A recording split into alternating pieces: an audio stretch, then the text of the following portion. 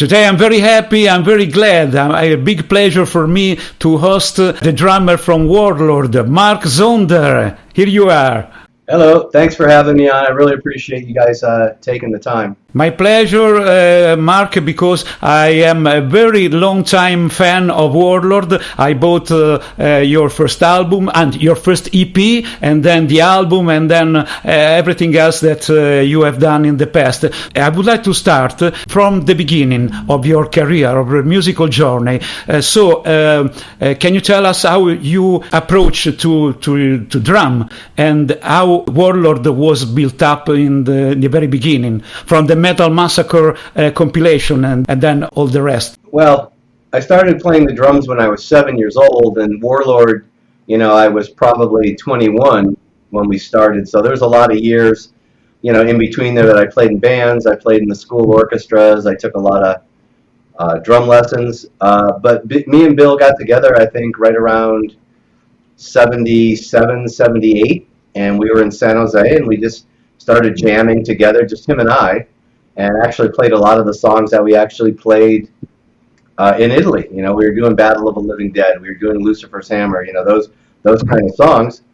And then we decided to move to LA because that's where everything was happening. And the way we got on Metal Massacre 2 is we just walked into the music store that Brian Slagle had. It wasn't his store, he was working in the music store called Oz Records, and we had a cassette, and there was the song Winds of Thor, and after about 8 bars, we put it on, and he's sitting there listening. After 8 bars, he asked us if we wanted to be on Metal Massacre 2. So that's how we got on Metal Massacre 2. And then, the rest is kind of history. We went on to Metal Massacre 3, we did Deliver Us, then we did the video with the Canon soundtrack, and it just kind of kept rolling. Probably the big problem from Warlord was the lineup. I mean, essentially the role of vocalist. Am I right? Yes, absolutely. We had a very tough time finding a singer. We auditioned everybody from Mark Bowles to Jeff Scott Soto to Neil Turbin to everybody else. It was a combination of a lot of people back then wanted money to play in bands. Everybody thought they should get paid. Warlord didn't have any money, obviously. Also, we auditioned hundreds of people that just, were horrible, basically. If they were good, we would have taken them. But, so yeah, it was always the singer problem. People, and what's funny is it was, if you could sing, it was an easy gig because Bill wrote all the lyrics, Bill wrote all the melody lines. Bill, every record that ever was done with Warlord, where you hear a singer, Bill was pitching him the line, telling him how to sing it.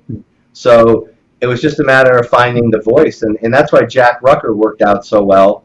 The first singer that was on the Deliver Us EP or album or whatever you want to call it, is because he had a great voice, and he was like a pop singer, and he just stood there at the microphone, and Bill told him what to sing, and it worked out. So yes, the singer is always a problem. It's kind of been a problem my whole career. As far as different bands finding singers, but there's only so much you can do. You can't build them, so you have to just keep looking and keep looking. So yeah, that was basically the downfall of Warlord, I guess you could say, is that we couldn't find the proper singer. Yes, and can you tell us something about the musical career of Bill Samis, and also about his style? Because his style, I think that is very unique. It's something melodic, so melodic that probably Bill follows some melodic in his head when he's playing. Well, Bill is Greek. Well, Bill's Greek, and when he was a young kid, he had a lot of acoustic guitar, Greek influence style music, and you can hear that throughout. So he took that training and that knowledge, and obviously he was a big Ritchie Blackmore fan too, but he took that and then created his own style. He was definitely someone that had his own style.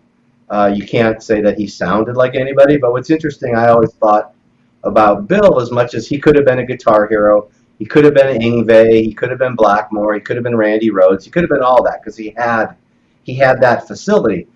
But he was all about the songwriting and the song. He was all about the the drums, the bass, the guitar, the vocals, and the keys together as Warlord, not, hey, here I am, this guitar player, look at me, look at me. So he was definitely about the band. He had a very, very, very big ego when it came to the band and Warlord and protecting that. But when it came to himself, he didn't have an ego at all. It wasn't like, oh, I got to play a solo here. And he was just all about the music and all about the song. And I think you really see that throughout the music. You know, that he was just about the band and about the song. Yeah, you said exactly what I thought. I mean that he play a song within a song when he play a solo. Yeah, he could play as fast as anybody, and he could shred, and he could do anything that he wanted to do, but he was doing it more for the song, and he was applying it to the song, and not just making it a lopsided guitar solo throughout the whole thing. So he was more about the song. You know, it's pretty obvious. There aren't many like this, unfortunately.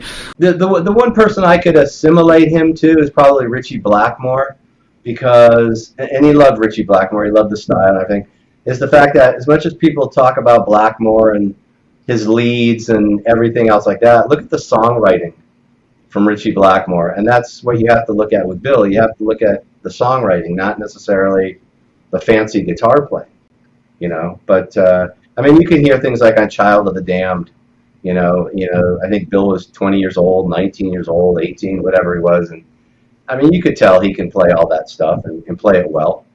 Let's talk about this one. I think that in this album, we can have everything about Warlord.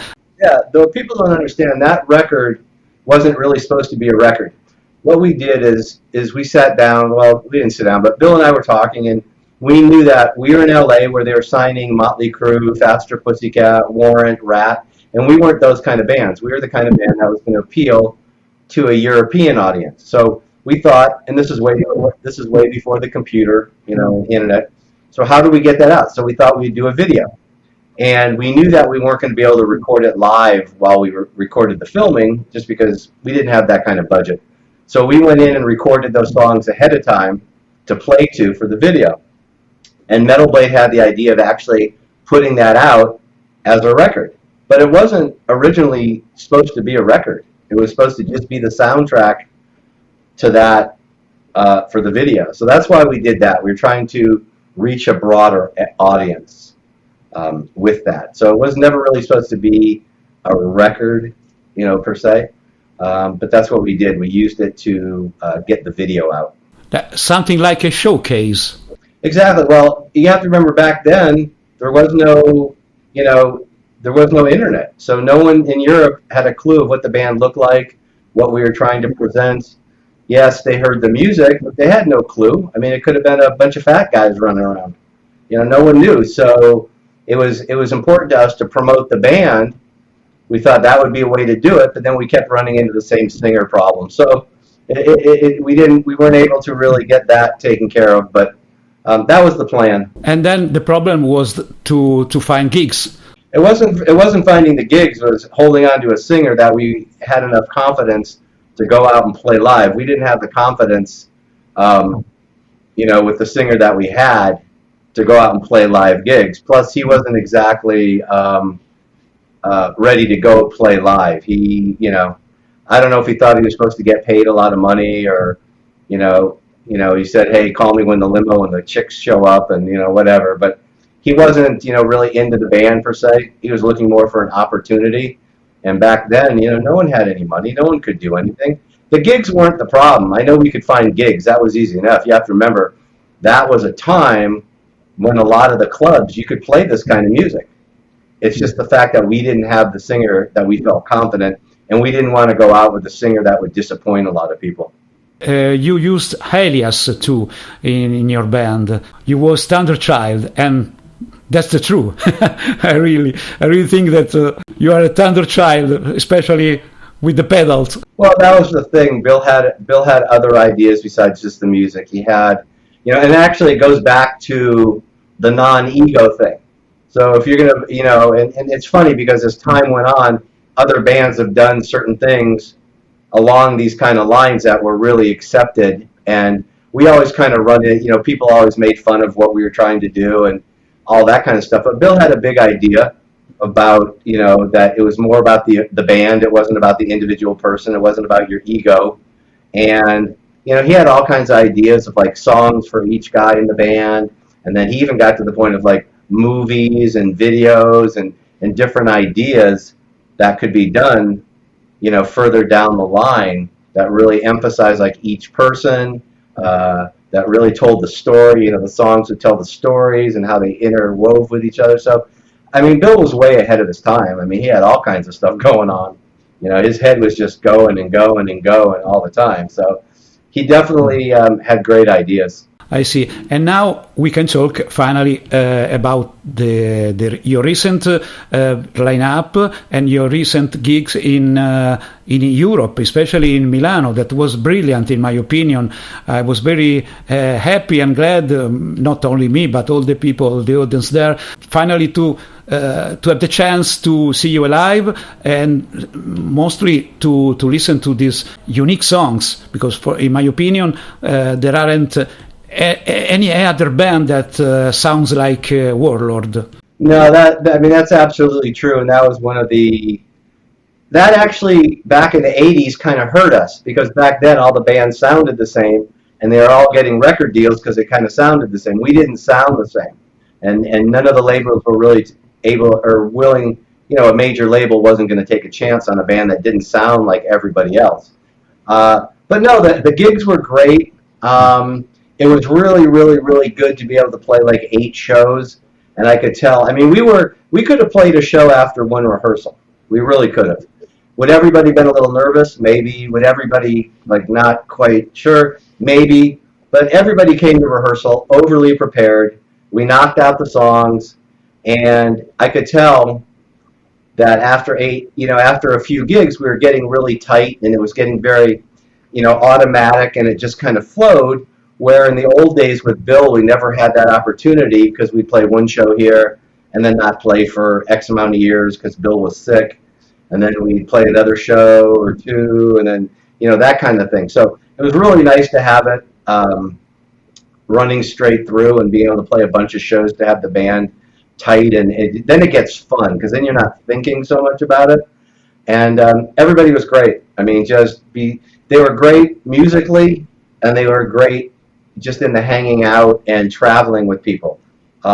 Very respectful, very mature professionals, and I've spent time in other bands where it's not like that. So it was very much appreciated, everybody's attitude, and it'll continue. And everybody was great. It's really simple. I was very, very happy with the way everything went. As you probably noticed, there were a lot of people that in Italy, probably in entire Europe, that liked your band and remember all these songs very well and sing along together with your brilliant new singer. Let's talk about the new lineup and about Giles Lavery and all the other guys in the band, actually. Well, Giles was, we met Giles a long time ago. Bill had been friends with him. He sang the one song on Killzone. And actually, Giles kind of came in at the last minute when we played a kit. We had another singer all lined up, ready to go, and at the last minute he bowed out. So we talked to Giles, and Giles came in and kind of saved the day back there. So, but he's obviously grown a lot over the years. He's become a lot more comfortable. He knows what the Warlord thing is all about. So, he was great. Jimmy Waldo, we've all known for a long time. Keyboard player from New England and Alcatraz, and also on the new A through Z record and Graham Bonnet Band. And Jimmy's just a professional. Just professional. That's the word that keeps coming up that separates these guys from a lot of other guys. They're professional. Both the guitar players came in completely prepared. They had it down note for note. They understood it. They knew that we were playing it exactly the way the record is. No improvisation. No blues jams. We're not soloing here and there. It's just we're playing the records. That's what people want to hear. So you want to play for what the fans want to hear. So that was great. And then, needless to say, Philip. I have this saying: if I'm playing, Philip's playing. So, I've known Philip for a lot of years, played on a lot of projects. He's recorded on, Warlord albums, done some of the Warlord tours in the past when he was able to. And, no, the band's great. The band is really, really good, and more importantly, everybody gets along and everybody kind of understands what we're doing. So that's a really nice feeling to have. Yes, because the great challenge for the guitarists probably is to follow exactly what was written and recorded by Bill Samis. No, absolutely. Bill told me several times toward the end there. He said, all you got to he goes, go out and play live. Just go find 2 guitar players, that are good. He goes, my stuff isn't that difficult to play. It's more about the feel, and it's more about, coming up with the part in the first place.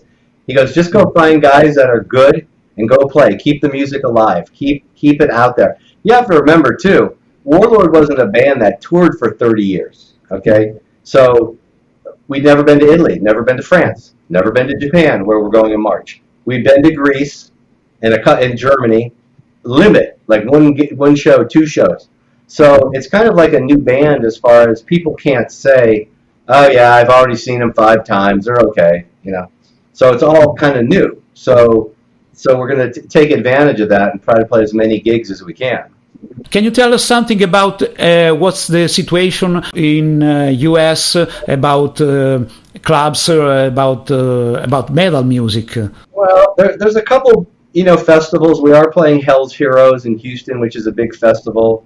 There's not as many festivals. The way to really do it in the United States is go out with another band or two. Let's say if we went out with Armored Saint, let's say something like that, or if we went out with Lizzie Borden or somebody like that, because then it would be, you draw more fans in. It would be great to go out with a bigger band and be the real opening act kind of thing. That would be great too. But just for Warlord to go out and play a headlining tour in the U.S., I don't want to say it's a waste of time, but I don't see promoters booking it. I don't know if people are going to really come out for that. So that one might be a little difficult, but if you do it with a package with 2 bands or 3 bands and, that kind of thing, that would be the way to do it. Let's talk a little about you. You as a drummer, you joined Face Warning, then you left. Can you tell something about Face Warning? Well, that Face Warning was the first band that that I joined that was doing real tours and real records and that kind of stuff. So I learned a lot there, just how things go. I'd like to think that I was professional before that, but just how it actually you don't know about it until you do it. So, it was great, a lot of great shows, a lot of great recordings and stuff like that. But it just got to a point where I felt, after 15 years, we were kind of doing the same thing over and over. And, I got married. We were talking about having a family. I couldn't just get a phone call and expect to go on tour in 3 days. It just doesn't work that way. Plus, we were doing that same thing and playing the same exact clubs in the United States. The band wasn't really growing. I gave 120%, and it was, I had other things going on, some musical, some not musical, whatever. I've been in the studio business for a long time. So it was difficult just to give everything up to go play, small club gigs that weren't really doing anything to promote the band. It was just kind of spinning our wheels, and I figured after 15 years, so yeah, it was very amicable, and I just went to Jim and I said, hey, I would love to keep doing the recordings. We can figure something out. I wouldn't be a member of the band. I don't, we could work out all the details, but I just can't do the touring anymore. And he just told me that they wanted someone that would do the touring and record the records. So there it is. And I left. So, everything's fine. I played on the Arch Mattheos record, racing, A through Z. So it's kind of like, it's fine. It happens, It was all handled in a nice way. No one stole anything from anybody or, it's just, it is what it is. I can say that when I listen you playing, I am absolutely sure that is you. because you have a unique style as a drummer, and it's not easy to recognize a drummer from the touch, from the groove. But in your case, yes, I don't know why, but my impression is this, that, okay, this is Mark Zonder playing, not anyone else. So how can reach the point that you are recognizable from other drummers? Well, when I started, well, not necessarily when I started, but in the beginning, my thing was to be different, and I was doing what I felt I wanted to do. As much as I had a lot of lessons, I studied a lot of different styles of music because I wanted to incorporate and bring those styles in. I spent like 6 months with an Afro-Cuban teacher learning different philosophies. I just heard things in my head that I wanted to play. I was never the guy that got the basic rock fills book and learned everything that everybody else, every other rock drummer, and you can hear it, you know, especially during the 80s. All those drummers to me sounded the same. It was all the same thing. So I was brought up listening to different kind of, I was brought up, you know, listening to different kind of music, Motown, pop, Latin music, and I practice a lot, you know, and there's certain bands and drummers that I really like, and they, you know, I got the book that the drummer put out, and I study his stuff, and I, you know, steal ideas and then incorporate it. Also, what a big thing too is when I played with a band called Animotion, which was a pop band. They had that song "You're My Obsession." It was with Astrid and Charles, and I learned all about the electronics and really incorporating that. And I think when it all started, I was one of the first guys that actually incorporated that into my playing. Yes, Neil Peart had a whole different set behind him, and other guys have other sets, but I incorporated it into my playing, which was different. And again, I'm always kind of striving to be a little different. I'm always pushing the envelope a little bit. You know, I remember when I started bringing the cowbell into Fate's Warning, I was getting all kinds of looks. But, you know, that was always kind of in Warlord. That was always in there with Lucifer's Hammer and different things. And it's just being creative. You know, I always wanted to be creative and have something when someone would hear it and go, wow, that's really cool. And not like, oh, yeah, we've heard that 120 times before. In a way, it's hurt me in ways because people think that's the only way that I play. So it works both ways, but no, I'm very happy where I'm at. You know, I play every day. I'm always trying new things and trying to expand what I'm doing and improving and coming up with ideas and grooves. And, you know, that's how a couple bands between Slavier and A through Z, you know, it's all based on the drum parts, you know, that I've recorded and come up with, and then we build the songs from there. So, you know, it's just something that I've always wanted to be. I also didn't want to be a drummer that was relying on somebody else for a paycheck, where, you know, whether it's playing in a cover band or whatever the case may be. I know you got to play it this way. This is the way you have to play it. Well, I don't like that. I think it sounds horrible. But, well, do you want to get paid or not? You know, and it's kind of like, I never put myself in that situation because I didn't want to have to be reliant on somebody else to eat. So, but no, I think I've really strived for that. Also, I think besides the actual technique and chops, I think there's also the way I approach a song. And I approach it in a very orchestrated way, in a very pop way, where parts are repeating, but they're variations of those parts. So someone will have that stuck in their head.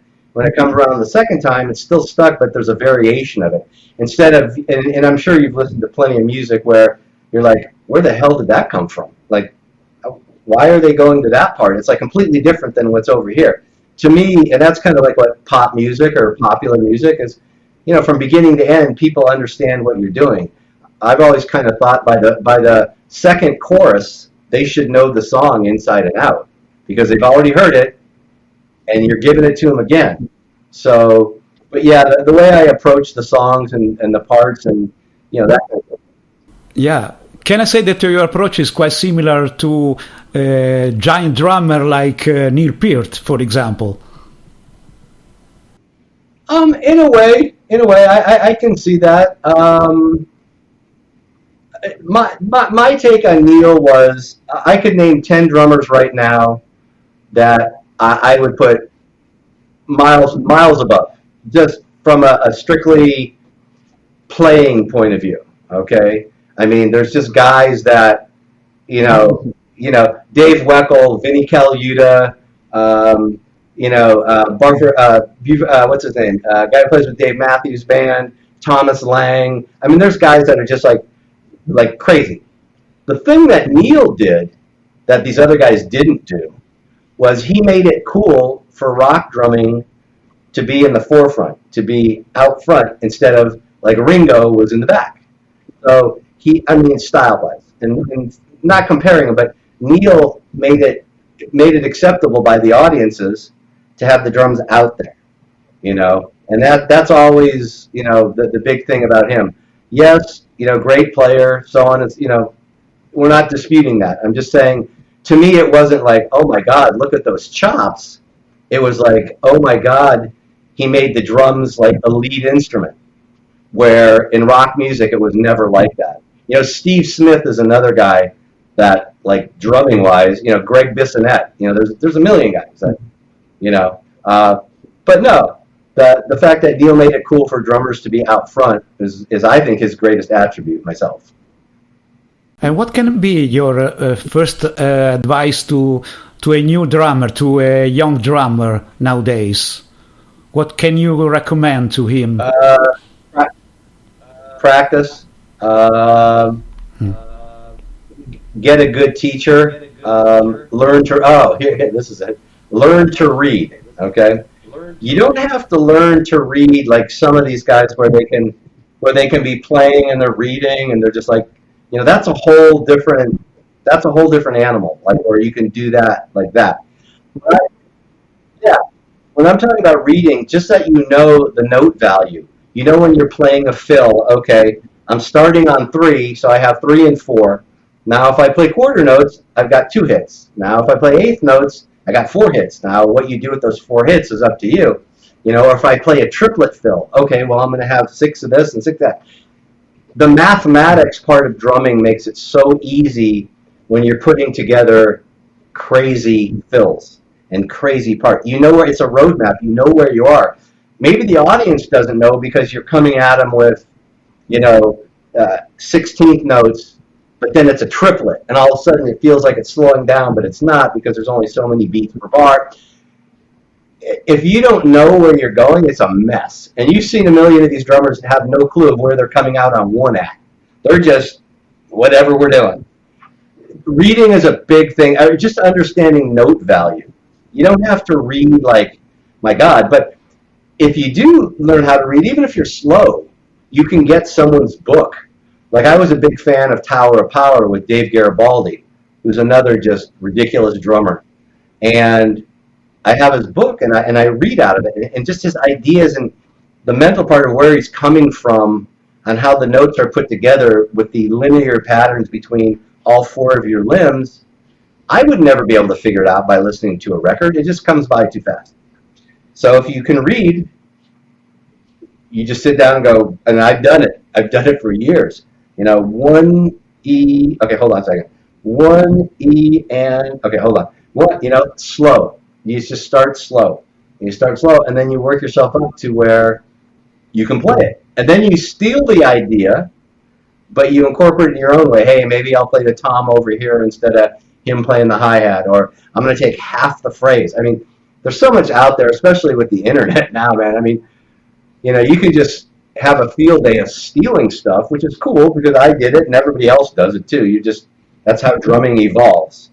But I would learn to read is a good one. Just understand basic note value and how it relates to when you sit down and you're going to try to write something or play something. Knowing where the 1 is always good, The other thing that I would when the drummer finally gets to the drum set, remember that you have 2 hands and 2 feet. So many drummers don't use their left foot on the hi-hat keeping time. And that that was a big thing that I stole from a drummer named Ensley Dunbar, who played with Journey on the first 3 records, before Steve Perry. And there's all kinds of hi-hat kind of stuff. It's some people call it fusion. I don't know. You can call it what you want.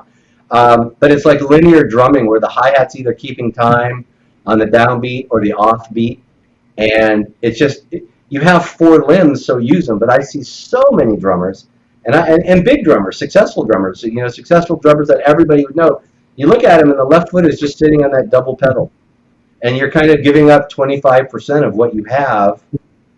So I just use it as using it, in all the grooves. Plus, what's really good about it is it's a constant timekeeper. So those are the kind of things, plus practicing. You got to practice like a lot, especially the drums. It's not like the guitar where, the first lesson you're already playing some kind of song. It's like, oh, this is cool. The drums really require a lot of practice. It's a little bit more physical with all 4 limbs, and that's kind of it. And what about the many drummers that have a lot of bands? They play with 4, 5, 6 bands all at the same time in the same period. Don't you think that could be something like session man? It's okay in a way, but probably to have a band or 2 that create music, not only a cover or tribute band, would be much better. Well, it would be great if everybody had one band that made money, that you toured and you recorded and you could survive. The problem is those days are long gone. Okay, people are doing that because they need to survive, and I should have probably done it years ago instead of just playing with one band. If you're playing with all these bands, as long as you're giving 110% to all of the bands that you're doing and all the work you're doing, as long as you're being honest, you're showing up on time, you're doing what's required, you're giving 110%. I mean, that's a great thing this day and age, because number one, you're going to get better. Number two, I did a thing after Warlord kind of dissolved where I was playing with 3 different bands. I would rehearse from noon to 3 with a funk band, from 3 to 6 with kind of like a new wave band, and from 6 to 9 with kind of like a metal band. So all those different influences help me. And the more you're playing, the better. So I understand what you're saying, and it would be great, if you could just have one band and everything was great. But, and singers have the worst problem because there's singers that get, people say negative things. Oh, he's in 9 bands and blah, blah. Well, you have to make a living. None of those bands are paying, to have a thing. So that you can blame that on the music industry. You can blame that on, people stealing music. You can blame that on the record labels that don't invest in a band, but it's just business. And that's where the business has gone. So, hey, the more stuff you can do, God bless, I'm a firm believer in that now. Unfortunately, you are right. Period that Led Zeppelin and the great big band that were like superstars are gone, definitely gone. Yeah, very few bands today are doing that kind of thing where they're only doing, and then who knows, in a month their band could be gone, So no, I think it's important to do that. And last question, I would like to know the project of Warlord. What's gonna be next? I have seen just today, it came out a video, Golgotha, this song. So I would like to know something more about it. Well, what we decided to do were the 4 territories that we played the concerts in. We wanted to give each territory like a special release, and those are just old Lordian Guard songs that we put together to kind of keep things rolling, to give each territory something special. But we are planning on writing new music, and we're kind of in the middle of that right now, and we're going to see where we go with that, and just have Warlord just keep rolling on. Hopefully next year there's going to be a lot of touring. Like I said, it's not a band that toured a lot. So, like you said, that was the first time that we were in Italy. Well, I think we went to Spain, but not really. It was like a really small gig. But we haven't been to Spain. We haven't been to Portugal. We haven't been to Bulgaria. We haven't been here. We haven't been there. We haven't been to Scandinavia. We haven't been to South America. I mean, so we're planning on a lot of playing next year. You know, we have a new agent, Dragon, who's booking us, and they're looking into possibilities, whether it's festivals, whether it's co-headlining, whatever. But we're just looking to go play. It was a lot of fun, and more importantly, I think the fans are out there that want to hear it. Now, if we go out and there's only 20 people at all the shows, then we're going to have to rethink this. But I don't think we're quite in that position right now. I think there's enough fans that, you know, will be there. I'm very happy to know this, that Warlord keep going. Very, very happy about that. Oh, yeah. Because the music that you deliver us was and is great nowadays too. So if you want to say something in the end. Yeah, we've already been talking. The promoters loved the gig in Italy. They loved the crowd reaction. We understand it was a festival, so I don't think everybody was there for us necessarily. But hopefully, with that show, we converted a lot of new fans, and they're already talking about another show next year when we go on tour. But you know, the Italian crowd was great. That was a great show. I mean, that's tough to beat. You know, the Italians gave the Greeks a run for their money on that one. You know, and it was great. I also have to say that the venue at the club, or whatever you want to call it, sure, everybody was great. You know, I've known Simone for a long time, who's the stage manager. He actually was doing the drums with me back with Graham Bonnet years ago. But everybody there was great. Just a fantastic place for any band to play. And we had a great time, and that was definitely the way to end that little run. We had a great time, and just wanted to thank all the Italian fans and let them know that we'll be back. And surely I will be there. So thank you for this very nice and interesting conversation. Very interesting conversation, especially for drummers and for all Warlord fans. Okay, we see you next. So ciao. Ciao, Sounds Mark. good. Thank you.